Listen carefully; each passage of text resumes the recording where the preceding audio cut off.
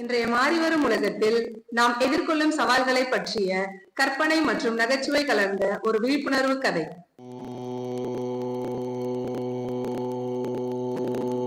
மனதிற்குள் ஏதோ சஞ்சலம் ஏற்படுகிறது. என்னவாக இருக்கும்? நாராயணா நாராயணா, வணங்குகிறேன் சிவபெருமானே. வந்து விட்டீரா? வாரும். முற்றமுணர்ந்த சிவபெருமானுக்கு என்ன குழப்பமோ? இந்த மேலோகத்தில் மக்கள் கூட்டம் அதிகரித்துக் கொண்டே இருக்கிறது. யமனும் சித்திரகுப்தனும் ஏதேனும் குழப்பம் செய்கிறார்களா? எங்கே அந்த யமனும் சித்திரகுப்தனும்? வணங்குகிறேன் சிவபெருமானே. சிரத்தில் கங்கையும் கழுத்தில் அறமும் கொண்ட நாயகனே, ஆதாரமே நீயா இருக்கும் பொழுது என்னையே தேடுகிறீர்கள்? பூலோகத்தில் இலவசமாக பொருட்கள் கொடுத்தால் கூட்டம் அலைமோதும் அல்லவா?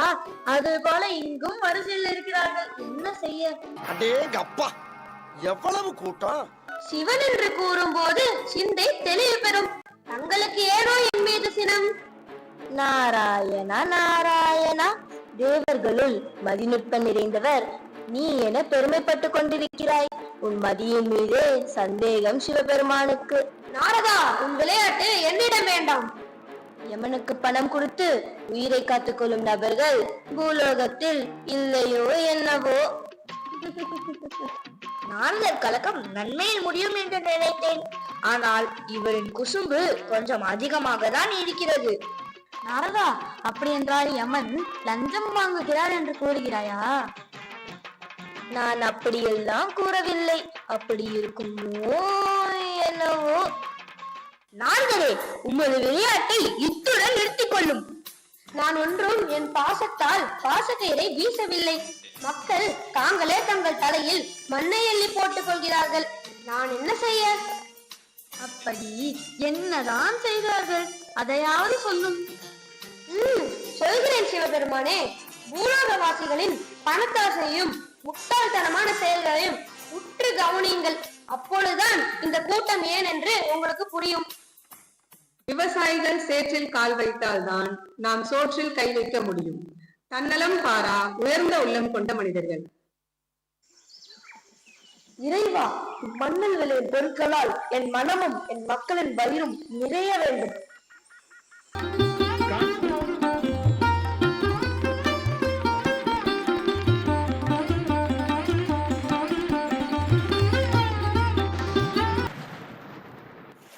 தானியங்கள் அறுவடைக்கு வரும் பொழுது இப்படி மழை பெய்யுது.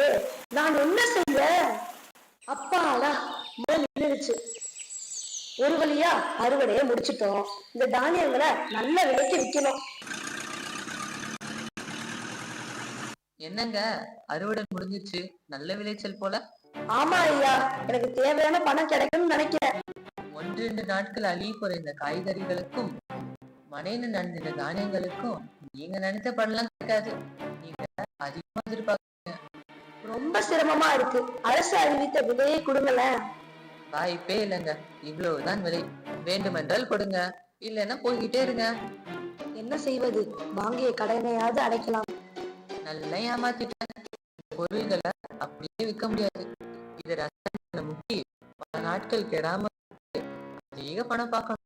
காசு பணம் துட்டு மணி மணி, காசு பணம் துட்டு மணி மணி. சுயநலம் பிடித்த வியாபாரியும் பொதுநலம் நோக்கும் மருத்துவ குழந்தைகளின் உள்ளமும். பெருமானே, இன்னைக்கு நல்ல வியாபாரம் நடக்கணும். பாப்பா, என்ன வேணும்? அங்கிள், எங்க அம்மா காய்கறிகளையும் தானியங்களையும் வாங்கிட்டு வர சொன்னாங்க. அச்சோ, ரசாயனத்துல முக்கின காய்கறிகளையும் தானியங்களையும் வாங்குறாள் என்று சிறுமி. அப்படியே இந்த ஜூஸ் சிப்ஸ் பாக்கெட் எல்லாம் தாங்க. Tasty tasty. ஐ டாக்டர் அங்கிள். பாப்பா, இந்த பாட்டில் ஜூஸ் சிப்ஸ் இதெல்லாம் சாப்பிடக்கூடாது, சரியா? சாப்பிட்ட நான் உனக்கு ஊசி போட்டுருவேன். பூச்சாண்டியும் வந்து தூக்கிட்டு போயிடும். என் வியாபாரத்தை கெடுக்க வந்துட்டாரு. ஏன் உனக்கு இந்த வேலை? இந்த பாக்கெட்ல இருக்கிறதுலாம் எவ்வளவு டேஸ்டா இருக்கும்னு உங்களுக்கு தெரியுமா அங்கிள்? நினைச்சாலே நாக்குல எச்சி ஊறுது. இது போன்ற உணவுகளை உண்டால்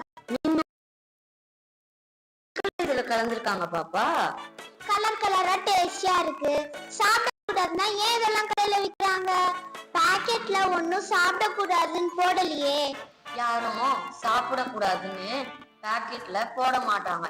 பாக்கெட் பின்னாடி இருக்க ஊட்டச்சத்து அட்டவணையில நாம தான் தேடி பார்க்கணும். நான் ஒரு குட்டி குழந்தை, எனக்கு எப்படி எல்லாம் தெரியும்? டிவில போன்ல விளம்பரம் பாக்குறேன், அதனால தான் சாப்பிடணும்னு ஆசையா இருக்கு. இந்த உணவுகள் எல்லாம் பதப்படுத்தப்பட்டவை. இதுல ஃபேட்டு, சுகரு, சால்ட்டு எல்லாம் அதிகமா இருக்கும். இதெல்லாம் சாப்பிட்டா நமக்கு நோய் தான் வரும். நான் இங்க இருந்தேன்னா ஏதாவது சொல்லிட்டே இருப்பீங்க. நான் வீட்டுல போய் எங்க அம்மா கிட்ட கேட்டு ஆன்லைன்ல ஆர்டர் பண்ணி சாப்பிட்டுக்கிறேன். ஆளை பார்த்தா டம்மி பீஸா இருக்க, பயங்கரமான ஆளா இருக்கேடா. ஏன் டாக்டர் வந்தோமா பொருளை வாங்கணுமான்னு இல்லாம உங்களுக்கு எதுக்கு இந்த தேவையில்லாத வேலை? மக்களை காப்பாத்துறது தான் எங்க வேலையே.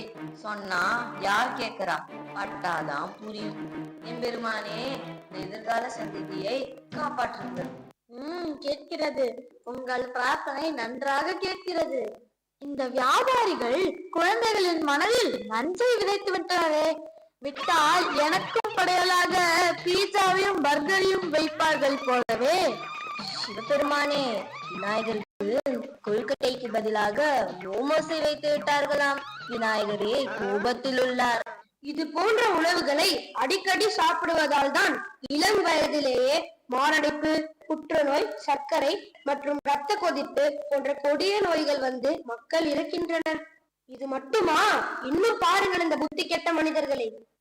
தவறு என்று தெரிந்தே சிறு மகிழ்ச்சிக்காக உயிரையே பணயம் வைக்கும் வேடிக்கை மனிதர்கள். Hello viewers, welcome to Kaushik vlogs. போன வாரம் போட்ட மிட் நைட் பிரியாணிக்கு நிறைய லைக்ஸும் கமெண்ட்ஸும் வந்தது. நாங்களும் சாப்பிட்டோம், நல்லா இருந்துச்சு. அதனால உங்களுக்கு இன்னைக்கு பெரிய சர்ப்ரைஸ் காத்திருக்கு. நம்ம யூடியூப் சேனல்ல லைவ் போகுது. Stay tuned. என்ன பொழப்புது? நம்ம வாழ்க்கை எதை நோக்கி பயணமா போய்கிட்டு இருக்குன்னே தெரியலையே. நான் வேற அவசரமா போகணும், லைவ் வேற போகுது. சரி, லைவ் பார்த்துக்கிட்டே போலாம். இது வரைக்கும் யாரும் பார்க்காத ஒரு பயங்கரமான இடத்துக்கு உங்களை கூட்டு போறேன். இங்க ஒரு எட்ஜ் இருக்கு, அதை போய் பார்க்கலாம். வீடியோ முடிஞ்ச உடனே லைக் பண்ணுங்க, ஷேர் பண்ணுங்க, சப்ஸ்கிரைப் பண்ணுங்க. ஆர்வமா இருக்கு, பார்க்கலாம். இந்த சத்தத்தை கேட்டாலே உங்களுக்கு தெரியும்னு நினைக்கிறேன் எவ்வளவு பயங்கரமான இடம்னு. கால் தவறுனா மேலவன்னா காப்பாத்துங்க. ஐயோ, அந்த லட்சத்துல ஆகிட்டாங்களே. ஐயோ, புது இடத்தை காமிக்கிறேன்னு சொல்லிட்டு காப்பாத்துங்கன்னு கத்துக்கிட்டு இருக்கான். கவனமா பார்த்து போங்க அண்ணா. கடவுள் போல வந்து என் உயிரையே காப்பாத்திட்டேன். இனிமேலாவது போன் பார்த்துக்கிட்டே சாலை கடக்காதீங்க. இதே மாதிரிதான் நேத்து ஒரு நான் உதவி பண்ணாம செல்ஃபி எடுத்து லைக் வாங்கணும்னு நினைச்சிட்டேனே. டாக்டர் சொல்றதை கேட்காம தேவையில்லாத உணவுகள் சாப்பிட்டு எனக்கும் உடம்பு சரியில்லாம போச்சு. நாரதர் கழகம் நன்மையில் முடியும் என்பது உண்மையாகிவிட்டது. எம்பெருமானே, மக்களிடம் அன்பு கருணை குறைந்து பணத்தாசை அதிகரித்து தீவிரவாதம் தலை தூக்குகிறது. நாகரிக மோகத்தால் உணவு பழக்கம் மாறிவிட்டது. அதனால் கூட்டம் மேலோகத்தில் அதிகரிக்கிறது என்பது புரிகிறதா பரம்பொருளே?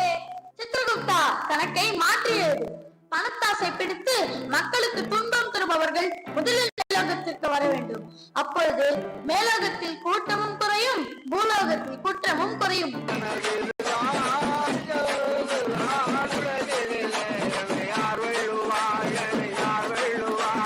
ஆடுறியா? இது உனக்கு நரகத்தை காமிக்கிறேன். இனிமே பணத்துக்காக எந்த ரசாயனத்தையும் உணவுப் பொருட்களை கலக்கவே மாட்டேன். ஆளை விடுங்க சாமி. நல்லதை நினைப்போம், நல்லதை செய்வோம், நல்லதே நடக்கும். நன்றி.